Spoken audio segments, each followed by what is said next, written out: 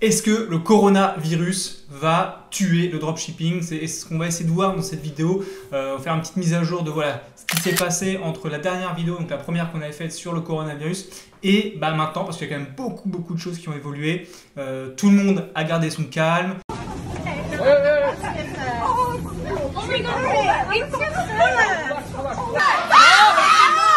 Hey, stop! That's enough!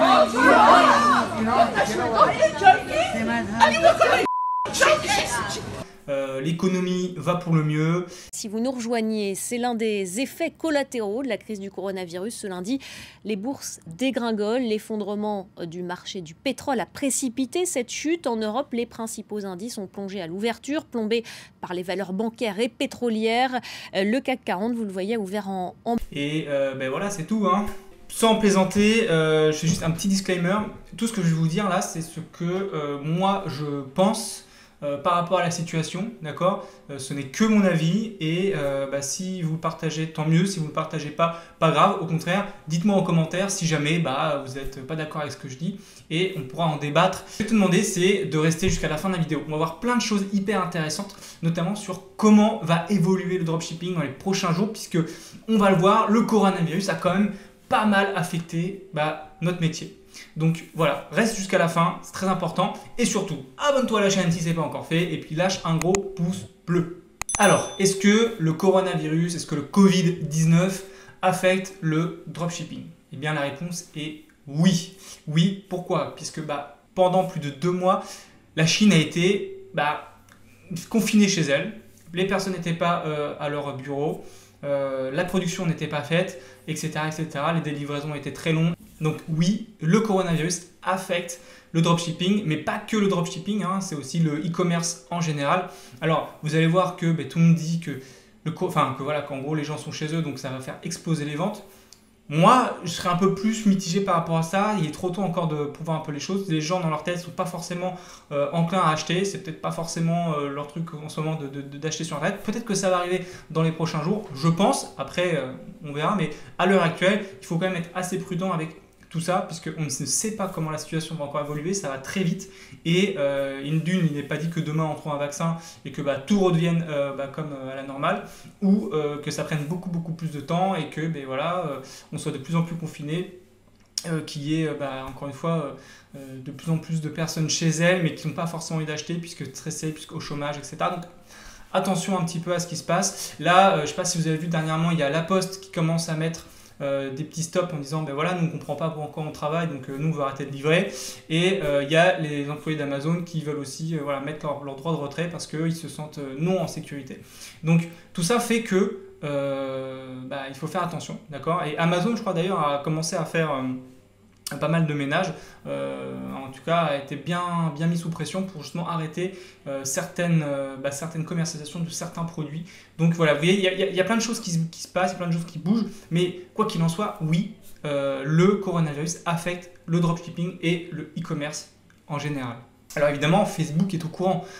Facebook, vous allez voir, si vous allez voir votre note, votre customer feedback, votre note de votre page Facebook, vous allez voir que Facebook indique que effectivement le coronavirus va de toute manière impacter les délais de livraison, donc il vous demande, donc ça c'est plutôt cool, hein, il vous demande en fait déjà de mettre sur votre site internet des informations concernant ce coronavirus, que ça va potentiellement affecter les livraisons, et ils vont être plus indulgents sur la note que vous allez avoir sur votre page Facebook. Donc ça c'est un petit point, un petit plus, d'accord? Mais il faut savoir ça. Il faut savoir aussi un truc, c'est que Facebook, au niveau de leur publicité, ils vont mettre plus de temps à valider en tout cas vos publicités.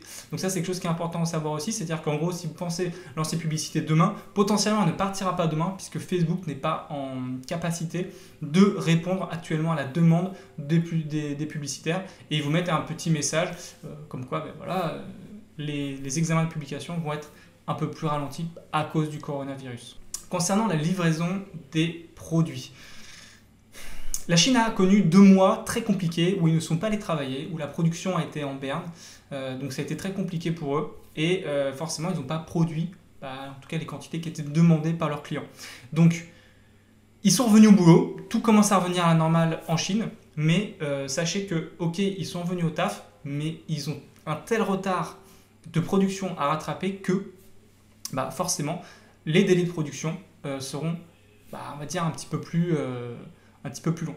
À savoir aussi que les délais de livraison peuvent être impactés, ça faut le savoir. Et il faut savoir aussi que les prix des livraisons vont augmenter. Voilà. Je pense que la Chine a besoin de se refaire économiquement parlant, donc elle va augmenter ses prix au niveau, à mon avis, de leurs produits premièrement, et aussi de leur livraison. À savoir que les systèmes de livraison maintenant sont aussi un petit peu perturbés parce que la Chine ne veut plus envoyer, en tout cas, envoyer moins d'avions vers l'Europe, ce qui fait que toutes les transactions qui partaient en avion ne se font plus ou presque plus, et ce qui fait que là aussi il y a un délai de livraison à respecter. Donc faites très attention à ça, il va falloir s'attendre à des hausses de prix des livraisons pour vos fournisseurs chinois, un délai de livraison plus long parce que les avions ne partent plus ou très peu, et aussi un délai de production qui va être plus long parce que les gens ont tellement de retard à rattraper, et aussi parce qu'ils ont focus pas mal sur la fabrication de masques, il faut le savoir aussi. Nous, notre fournisseur nous a dit, si vous avez besoin de masques, là, nous, on en produit à balle, etc., etc. Donc, il vaut aussi une opportunité là-dedans dans la construction des masques, et potentiellement, le temps qu'ils passent à créer des masques, ils ne vont pas le passer à créer vos produits. Donc là, il faut être très très bon au niveau de votre relation que vous avez avec votre fournisseur, parce que c'est vraiment hyper important, et c'est comme ça que finalement, vous allez pouvoir anticiper au mieux votre activité dans le dropshipping. Alors, il y a pas mal de personnes qui nous demandent, mon Pierre, Charles, est-ce que c'est le moment de se lancer dans le dropshipping? Alors, à cela, j'ai envie de vous dire que, en vrai, si on regarde un peu sur l'échelle d'une vie, il y aura toujours des excuses pour ne pas se lancer. Il y aura toujours des problèmes, il y aura toujours, j'en sais rien moi, le Black Friday qui est passé, est-ce que c'est bien de se lancer après le Black Friday? J'en sais rien, est-ce que les gens sont en vacances? Alors est-ce que c'est le moment de faire ça puisque les budgets sont alloués ailleurs? Enfin, bon bref, vous voyez ce que je veux dire? Il y aura toujours une excuse. Maintenant, c'est vrai que le coronavirus a impacté très fortement d'une part l'économie et d'une part aussi la santé mentale, on va dire, des gens. Psychologiquement, est-ce qu'ils sont vraiment enclins à acheter? Je ne sais pas. Donc nous, on a lancé des petits produits. On voit que ça se passe pas trop mal pour le moment, à voir les jours qui viennent, mais si vous vous lancez, lancez-vous calmement. Ne partez pas à lancer direct des budgets de 100, 200, 300, 400 euros par jour dans la publicité, parce que c'est, on va dire, un risque à prendre. Testez, d'accord, le produit, testez vos publicités, testez vos créatifs, et allez-y très doucement. Moi, je vous rappelle, une petite stratégie qui est intéressante quand on veut faire du testing produit comme ça, c'est on prend un produit, dans ce produit-là, on va créer 5 adsets, d'accord, 5 adsets où on va mettre 5 euros par adset par jour, et on voit comment ça se passe petit à petit. Ok, mais ne faites pas les gros bourrins et ne commencez pas à lancer la grosse sauce, puisque on ne sait pas finalement comment ça va se passer. Toutes les personnes qui étaient en phase de scaling ou qui étaient en train de scaler, je vous conseille de faire du scale down, c'est-à-dire en gros réduire un petit peu vos budgets, ne partez pas à l'abordage de toutes ces audiences-là parce que vous pouvez finalement vous y perdre. Donc calmez un peu le jeu, redescendez, restez rentable. Si vous voyez par exemple à 100 euros par jour, vous êtes rentable, clairement restez sur 100 euros, c'est pas très grave. Il faut qu'on attende de voir comment les gens vont se comporter, comment est-ce que cette économie va reprendre, est-ce qu'on va retrouver un vaccin pour que, pour pas, on n'en sait rien. Donc, les personnes qui voulaient scaler ou qui sont en train de scaler, les gars, essayez de calmer un peu le jeu, baisser un peu les budgets, et je pense que ça se passera bien pour vous. Ne partez vraiment pas à l'abordage d'un gros scaling sur vos audiences. C'est le moment aussi de faire de l'administratif. Vous savez, les trucs un peu chiants, les trucs qu'on ne veut pas faire, les impôts, créer sa boîte, machin. On est dans une situation, encore une fois, qui est un peu particulière où tout le monde est confiné chez lui. Essayez de au moins régler les problèmes administratifs et fiscaux qui prennent toujours notre temps et qui, effectivement, quand on est dans le jus, quand on est en train de scaler, etc., c'est pas les trucs qu'on pense, mais qui sont très importants dans la gestion d'une société, quoi.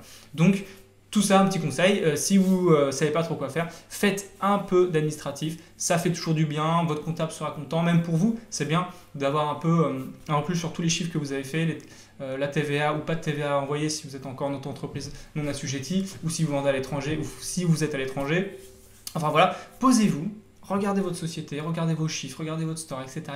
et prenez le temps de gérer toute cette partie administrative, parce que c'est vrai que c'est un peu chiant et que quand on est dans le dur, c'est pas les choses qu'on fait. Là, on est un peu plus soft. En tout cas, voilà, prenez le temps, faites-le maintenant. Pour les personnes qui n'ont pas encore de shop et qui veulent se lancer, c'est le moment de vous former, d'apprendre, de tester pour que quand la situation finalement va être résolue, parce que évidemment la situation va se résoudre, et quand elle sera résolue, eh ben, vous serez opérationnel pour lancer directement votre shop, et ça c'est vraiment cool. Il faut profiter de ce moment un peu de latence, comme je disais tout à l'heure, on est tous en confinement, on est tous chez nous, il y en a qui seront par exemple au chômage technique, ou il y en a qui seront en télétravail ou quoi que ce soit, en gros c'est le moment de se former, apprendre, regarder, tester, pour que quand ça sera fini, vous puissiez être opérationnel comme je disais tout à l'heure. Et à ce propos, petite pub, vous comprendrez, on a lancé notre programme, c'est notre programme e-com master est fini. Donc si vous voulez vous apprendre et utiliser ce temps pour apprendre une formation qui est à jour, et avec Charles on a mis tout ce qu'on avait dans cette formation pour faire en sorte que vous puissiez réussir, que vous soyez un débutant ou un confirmé, c'est le moment. Donc vous trouvez ça en description, le lien, pour que vous puissiez apprendre et gérer vos premiers shops, ou les personnes qui sont en mode de scaling, de pouvoir anticiper et de créer et mettre en place les stratégies de scaling quand il sera temps de scaler. Donc voilà, c'est e-com master, et je vous mets le lien en description. Il y a un autre truc qui est très intéressant, et ça c'est quelque chose, on parle un peu de positif, quelque chose qui est très positif, c'est que finalement nous comparer à d'autres business, les restaurateurs, les gens qui ont des commerçants, des commerces physiques, en fait nous on peut continuer à vendre. Finalement c'est trop bien. On n'a pas de frais fixes très importants comme quelqu'un qui avait un restaurant par exemple, ou quelqu'un qui a une boutique physique. Donc finalement, dans le business, nous sommes quand même chanceux. Nous sommes les gens qui sont un peu moins impactés que les autres. Alors c'est sûr que, comme je disais tout à l'heure, il faut faire attention, on ne sait pas comment les gens vont se résoudre, etc. Bref, encore une fois, on voit la puissance et l'agilité finalement d'un business en ligne, que ce soit du dropshipping ou autre chose, et que comme on travaille sur Internet, finalement, on est beaucoup moins impacté dans ce cas de situation que certaines personnes. Donc voilà, un petit peu de positif, et je pense que cette situation aussi va amener les gens à se dire ah ok, le digital, puisque les gens n'auront pas d'autre choix que d'aller au Drive par exemple, de commander en ligne s'ils veulent commander en ligne, d'être sur Facebook, etc. Ils vont comprendre finalement que que faire du commerce en ligne ou ce genre de choses, c'est des choses qui sont assez intéressantes pour eux, et potentiellement ça pourra emmener des gens qui étaient un petit peu fragiles, parce qu'il y en a encore à acheter sur Internet. Là, ils n'ont pas le choix, ils testent, ils voient que ça marche, ils disent ah ok, bon, potentiellement, ça, j'en ferai pour une prochaine fois. Donc voilà, ça c'est un peu de positif. Ce que je veux dire par là, c'est apprenez aussi de la situation. La situation qui arrive, elle est pénible, c'est sûr, mais par contre, elle est tellement riche en enseignement. Et c'est là où je veux en venir, c'est que il faut penser positif, il faut prendre du recul sur cette situation, d'accord? Alors oui, ok, c'est grave, il y a des morts, il y a des malades, il y a toute une économie qui est en berne, il y a des commerces qui ferment, etc., etc. Mais dans toute situation un peu triste comme ça, il faut qu'en fait on apprenne des choses, et qu'on se dise ok, la prochaine fois que ça arrivera, j'aurai anticipé, d'accord? Imaginons que demain il y a encore une autre catastrophe et que la Chine est encore mal. Ce serait bien de trouver par exemple un fournisseur backup en France, alors peut-être avec une plus petite quantité, avec des prix un peu plus élevés, mais que si jamais votre chinois ne peut plus fournir, ne peut plus produire, et que vous alliez directement voir un autre fournisseur en France ou en Europe qui lui peut livrer, qui est un peu plus cher, mais au moins que vous ayez cette information, et que le mec vous le connaissiez en disant au cas où, je sais que j'ai cette personne là qui peut continuer à livrer, et donc comme ça mon business ne sera pas fini, ne va pas décroître. Voilà. Donc ça c'est des choses aussi à voir, il faut essayer encore une fois de penser positif. Le e-commerce, donc le dropshipping, reste un business qui est très solide. Vous verrez que quand tout sera fini, je pense que les ventes en ligne vont exploser. Voilà. Ça c'est ce que je pense, et je pense vraiment que dans quelques mois, quelques années, de toute façon, le e-commerce a encore très beau jour à voir avec lui, le dropshipping aussi.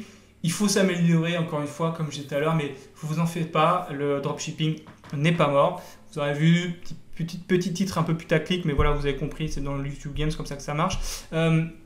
Il faut continuer à croire dans le e-commerce, dans le dropshipping, et encore une fois, il y a des meilleures façons de faire qui vont arriver, et petit à petit tout va rentrer dans la normale, et vous allez pouvoir reprendre toutes vos activités comme si c'était hier, et encore plus en mieux. Ça c'est plutôt bien à apprendre.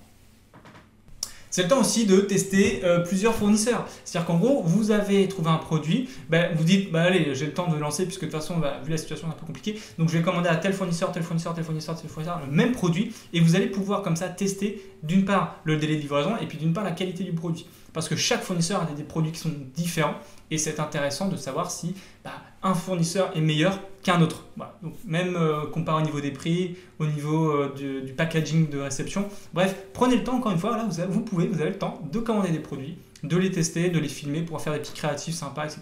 Donc voilà, prenez encore une fois le temps, là ce temps-là c'est précieux, on a beaucoup de temps là qui arrive devant nous puisque encore une fois les personnes qui sont en chômage ou les personnes qui sont en télétravail, vous allez avoir beaucoup plus de temps que d'habitude. Donc vraiment prenez ce temps-là pour faire les choses du mieux possible, avoir un bon store, avoir un bon produit, avoir de belles créatives pour tout lancer une fois que tout ça ce sera fini. Et en plus, autre chose hyper intéressant, Shopify a augmenté en fait son délai d'essai gratuit. On est passé à 90 jours de test sur Shopify gratuit. Donc là, clairement, c'est génial. Vous aurez plus du tout de frais de Shopify pendant 90 jours. Je ne sais pas si vous vous rendez compte. Donc là, clairement, vous avez plus d'excuses. Là, il faut vraiment que vous compreniez un truc, c'est que les personnes qui sont chez elles, qui se font chier, passez pas votre temps sur Netflix, passez pas votre temps sur Amazon Prime. Prenez le temps de faire les choses. Vous n'aurez jamais d'autres occasions comme ça que de pouvoir tester, de pouvoir vous lancer. Donc, s'il vous plaît, sortez-vous les doigts, comme on dit. Ne procrastinez pas. Vous pouvez le faire. Do it! Just do it! Si vous ne le faites pas maintenant, vous ne le ferez jamais. C'est une opportunité aujourd'hui. Il faut le voir comme ça. C'est une opportunité de se lancer, de se dire « Ok, j'ai du temps, je ne suis pas au taf, je ne sais pas quoi faire, je m'emmerde. Tous mes potes, moi je les vois, je dis voilà, je me fais chier, etc. » Mais les gars, vous faites chier, lancez des business, lancez des trucs. Si vous voulez un peu gagner un peu de sous, ou même lancer votre activité et devenir indépendant financièrement, faites-le, d'accord. Si vous ne le faites pas maintenant, vous ne le ferez jamais. Donc s'il vous plaît, les personnes qui veulent se lancer, arrêtez de procrastiner. Maintenant, il va falloir y aller, taper du bois, il faut se lancer. Je ne peux pas vous dire autrement. En attendant, qu'est-ce qu'on peut faire quand on a un déjà business comme ça, etc., qui tourne et qui dit j'ai encore un peu de temps, tout est bien calé, etc. Machin. Vous voyez, moi, ce que je suis en train de faire, c'est que je suis en train d'investir en bourse. Alors en plus, c'est apparemment le bon moment. Encore une fois, il faut faire attention. Je ne suis pas du tout un mec de la bourse. Moi, je commence tout juste. Donc, faites attention à ce que je dis, d'accord. Faites confiance à un professionnel. Moi, j'ai 2-3 mecs qui gèrent ça pour moi. Mais clairement, faites attention sur tout ce que je vais vous dire, d'accord. Je ne suis pas du tout un conseiller financier, d'accord. Je vous dis juste que c'est une possibilité de faire, de se dire que voilà, on a un peu de sous de côté. C'est intéressant, c'est un peu le bon moment de se placer sur 2-3 actions. Et voilà, c'est clairement le moment aussi de s'intéresser à cette partie-là. Ça, c'est un sacré business aussi.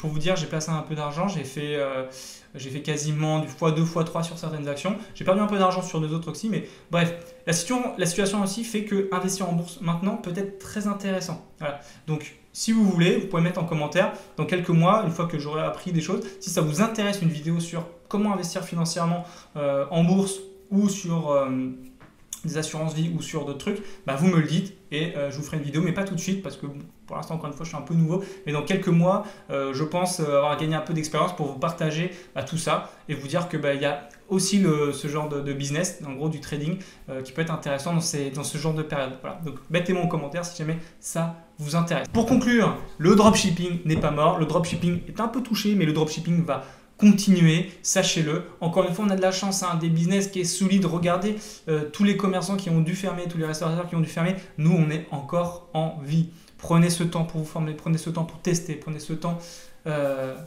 voilà, pour faire naître finalement votre business. Donc, s'il vous plaît, ne restez pas chez vous à rien faire. Formez-vous, achetez des formations, que ce soit la nôtre, que ce soit d'autres. Enfin voilà, formez-vous, c'est la clé du succès, c'est le moment de faire tout ça. Et en attendant, moi je vous souhaite à tous une bonne journée. N'hésitez pas à liker la vidéo, n'hésitez pas à vous abonner. Et je vous souhaite aussi un bon confinement à tous et je vous dis à plus tard.